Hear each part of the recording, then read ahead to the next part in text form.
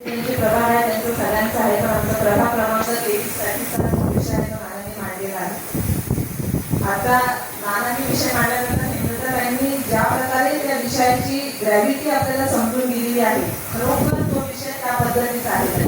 आमच्या प्रभाग क्रमांक आता मध्यंतरी खरोखर तर ढगफुटी झाली असती, पण काय झालं असतं हा विचार सुद्धा कळवत नाहीये. इथपर्यंत वाईट परिस्थिती ही सगळीकडे झालेली होती. एका ठिकाणी तर सगळ्या नाशिकची परिस्थिती तशी झालेली होती. नंदिनी नदी विशेष करून मला अधिकाऱ्यांना प्रश्न विचारायचे आहे. नंदिनी नदी पुलावर दोन्ही साईडला, पण शिवाजीवाडी पुलापासून मुंबई आग्रा रोडपर्यंत काही अनाधिकृत सर्व ज्या घरं जी आहेत ती आता ह्या 5-6 वर्षामध्ये बसवलेली आहे. ती कुणाच्या वरद हस्ताने बसवली आहे, तो राजकीय हस्तक्षेप आहे की असामाजिक हस्तक्षेप आहे, हे आणि अधिकाऱ्यांनी याचे उत्तर दिले पाहिजे. कारण काही तिथे अशी परिस्थिती आहे त्या नदी नदीच्या तीरावर, तिथे जे पाणी नागरिकांच्या, तिथल्या रहिवाशांच्या, त्यांच्या झोपड्या आहेत, पत्र्याचे घरं आहेत, त्यांच्या घरामध्ये पाणी जातं आहे आणि आपण त्या दिवशी हतबल परिस्थिती बघतो आहे. मग आधीच ढगफुटी होणार आहे माहिती होतं, आधीच तुम्ही स्वतः पत्रकार परिषद घेऊन सांगितलेलं होतं. तिथला विषय हा आजचा चंद्रनारायणनी सांगितल्याप्रमाणे माननीय सतीश नारायण चंद्रनारायण त्या भारत प्रतिनिधित्व गेल्या 25-30 वर्षापासून करत आहे, सातत्याने हा विषय सांगत आहे. मग आपले अधिकारी एवढे शांतपणे कसं हा विषय घेऊ शकतात, हे सगळ्यात महत्वाचे विषय आहे. आणि दुसरी महत्वाची गोष्ट तर जगरे मॅडम आणि डॉक्टर मॅडमचं खरोखर कौतुक करेल की ज्याच्या आम्ही मध्यंतरीच्या काळामध्ये जगरे मॅडमने अतिशय मोठ्या प्रमाणात अतिक्रमण मोहीम राबवली होती, त्यानंतर आता डॉक्टर मॅडमनी पण केली.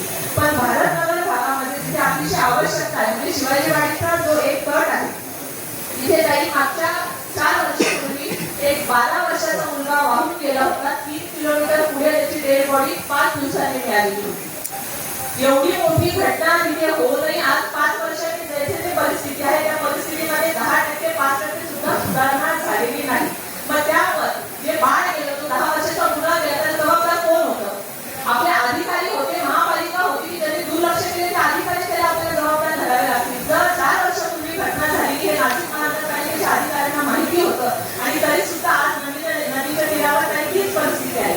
माननीय आपले मंत्री गिरीश भाऊ जेव्हा तिथे आता आलेले होते, आपला जो याचा कार्यक्रम होता वृक्षारोपणाचा कार्यक्रम, तेव्हा भाऊंनी स्वतः सुद्धा ती परिस्थिती बघितली आणि भाऊ सुद्धा म्हणजे की मी आदेशित करतो, हे अतिशय आवश्यक आहे. तिथल्या नागरिकांचं पुनर्वसन करणं, कशा प्रकारे करणं, हे महापालिकेची आपली जबाबदारी आहे. महापालिकेने आयुक्त मॅडम हा अतिशय सिरियस विषय आहे, त्यामुळे हे महापालिकेने अतिशय प्रायोरिटीवर घेऊन तिथल्या लोकांचं पुनर्वसन करून आधी त्या झोपड्या ज्या आहेत तिथे जे काही त्यांनी ज्या बसवलेल्या आहे अनाधिकृतपणे त्या आधी निघायला पाहिजे. त्या निघाल्या नाही तर जसं हेमलताताई खंड्यात असे जे लोक अक्षरशः रस्त्यावर येतील आणि ते झोपडपट्टीत राहणार लोक असल्यामुळे कुठल्याही प्रकारची उत्पन्नाची साधनं त्यांना नाही. त्यामुळे सगळ्यात महत्वाचं त्या नंदिनी नदीच्या आजूबाजूला जे काही अनाधिकृत झोपड्या आहेत किंवा अनाधिकृत घरं झाली आहे त्याच्या प्रायोरिटी लिस्टवर घेऊन काही एकदा तुम्ही त्याची पाहणी करा आणि ते पाहणी करून तिथे कारवाई करणं अतिशय आवश्यक झालेलं आहे. आणि सगळ्यात महत्वाचं मी उपायुक्त किंवा यांना दोष देणार नाही, पण आपले जे खालचे अधिकारी आहेत किंवा आपले जो कर्मचारी आहेत त्यांचे काही तिथे लागेबंदी आहे का हे आधी बघा. हे माझं तुम्हाला सांगणं आहे, कारण वर्षानुवर्ष तिथे तसंच राहतं, त्यामुळे काय आपण का बरं काही कारवाई करू शकत नाही. आणि दुसरा माझा महत्वाचा विषय काही 100 फुटी किंवा 60 फुटी जे भीती रोड आहे ते नागरिकांच्या सोयीसाठी आपण बांधलेले आहे आणि असं बांधलेले असताना सुद्धा त्या केवळ तिथे टाकलेले आहे किंवा जो पाथवे आहे तिथे सगळे अनाधिकृत जे आहे गॅरेज निर्माण झाले. आमचा 23 आणि 30 प्रभाग, आमचा 23 सातत्यानं विशेष करून 23 प्रभाग सगळीकडे गॅरेज झालेले आहेत. रस्त्याने चालणं नागरिकांना, ज्येष्ठ नागरिकांना अवघड झालेलं आहे. त्यामुळे ते पाथवे जे आहे तिचं अतिक्रमण काढणं, अक्षरशः घोडेनगर आणि संत सावतामाळी मार्ग जिथे आपण व्हिजिट केली तर तिथे संपूर्ण लाईनमध्ये तो 20 मीटरच्या रोडला संपूर्ण अतिक्रमण झालेले आहे. संपूर्ण गॅरेजने तो भाग बसलेला आहे. ज्येष्ठ नागरिकांना, मुलांना आमचं स्कूल झोन असताना अतिशय त्रास होत आहे. त्यामुळे हे पाथवे जे महापालिकेने केले आहे हे अनाधिकृत त्यांच्या ह्या व्यवसायासाठी केले आहे की हे नागरिकांच्या सोयीसाठी केलेले आहे, हा प्रश्न पण महत्वाचा आहे. आणि जे मला दिसतं, तुम्हाला दिसतं, नागरिकांना दिसतं, ते अधिकाऱ्यांना दिसू नये. रोज तिथे अधिकारी तिथं जातात, त्यांना ते दिसतं, ते इग्नोर करतात किंवा त्याचं लक्ष पण हे त्यांना दिसत नाही का की त्यांनी कारवाई करायला पाहिजे, हे त्यांना समजत नाही का? यांचे काहीतरी त्यांची लागेबंदी आहे का हे आधी काही चेक करा. कारण असं असल्याशिवाय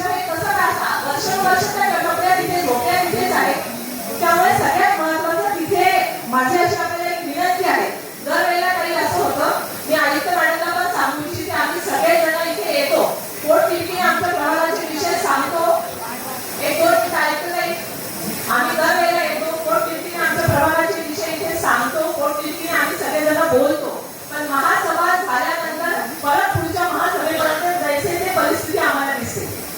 अनेक गोष्टी आहेत मी सुद्धा आता नगरसेवक झाल्यापासून दिलेले पत्र असतील किंवा माझ्या सहकार्यांनी पण दिलेले असतील. माझ्यामध्ये मॅक्झिमम असं असेल की ह्या महासभेमध्ये बोलल्यानंतर पुढच्या महासभेपर्यंत तो विषय ऍज इट इज असतो.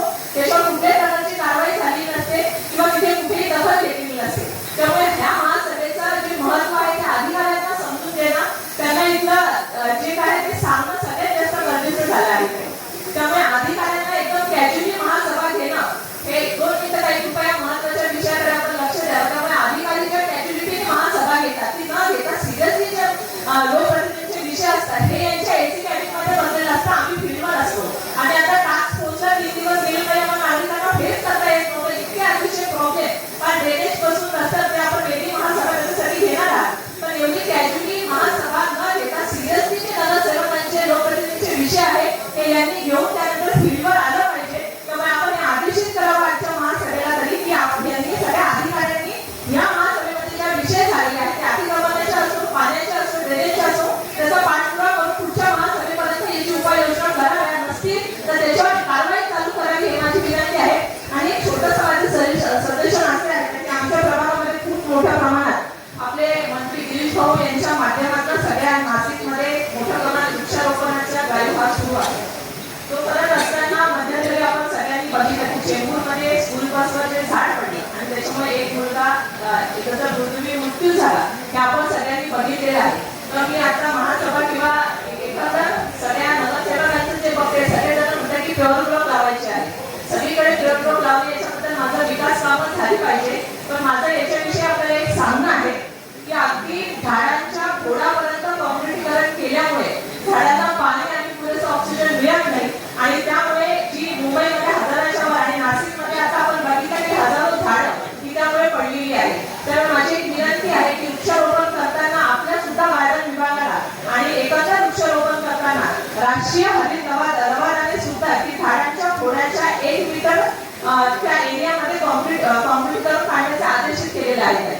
त्यामुळे येणारा पावसाळा एक आपल्याकडे 14 ऑगस्टपर्यंत नागरिकांना आम्ही सांगून थकलेलो आहे की आपल्याकडे स्टे आहे आणि ही झाडे जी आहेत ती आपल्याला काढता येत नाही आणि ती काढतो ती आपण काय म्हणतात की प्रॉपर पद्धतीने काढत नाही. एका ठिकाणी झाडं ऑलरेडी खूप झाडं उगलेली आहेत. त्यामुळे आपण जे वृक्षारोपण करतो आहे ते करताना निदान झाडाच्या 1 मीटरच्या प्रिमायसेसमध्ये तिथे कुठे काँक्रिटीकरण होणार नाही किंवा प्युअर ब्लॉक लावले जाणार नाही जेणेकरून भविष्यामध्ये हे जे काही प्रॉब्लेम येतात की दुर्दैवी त्या मुलाचा त्याच्यामुळे मृत्यू झाला की झाडांना पुरेसं पाणी आणि ऑक्सिजन न मिळाल्यामुळे ती झाडं पडत आहेत. त्यामुळे आपण मोठ्या प्रमाणात आता ते गिरीश भाऊच्या माध्यमातून उन्नत नाशिकच्या अंडरमध्ये जे काही वृक्षारोपण करतो आहे तर आपल्या अधिकाऱ्यांनाही आपण ते आदेशित करावं की जेणेकरून ही जी समस्या आपल्याला किंवा ही जी अडचण आपल्याला येणार आहे ती आपल्याला येणार आहे. आणि दैनिक सकाळ, लोकमत आणि दिव्य मराठी यांचं कौतुक करेल यांनी मोठ्या प्रमाणात हे सगळे लेख छापून अतिशय चांगल्या प्रकारे ती झाडांची छाटणी कशी केली पाहिजे किंवा त्याची काय नियमावली आहे. डेहराडूनमध्ये सुद्धा एक संस्थेला काम दिलेलं आहे. त्याचे सगळ्या आजूबाजूला काँक्रिटीकरण झाडांच्या पूर्ण डेहराडूनमध्ये काढलेले आहे आणि म्हणून राष्ट्रीय लवादाने हा निर्णय दिलेला आहे. त्यामुळे जरूर या विषयाचा सुद्धा आपण गांभीर्याने विचार करावा अशी मी विनंती करते. आणि एकच मिनिट काही फक्त एका विषयावर घेते. हा सगळ्या नगरसेवकांचा विषय आहे. दाराच्या साहेबांना मला विचारायचं काही की इथे बसलेली आहे मला आता सुद्धा ट्रॅक्टरसाठी परत फोन येत आहे. त्यामुळे माझ्या प्रभागातल्या IT पार्कची, कल्पतरू नगरची आणि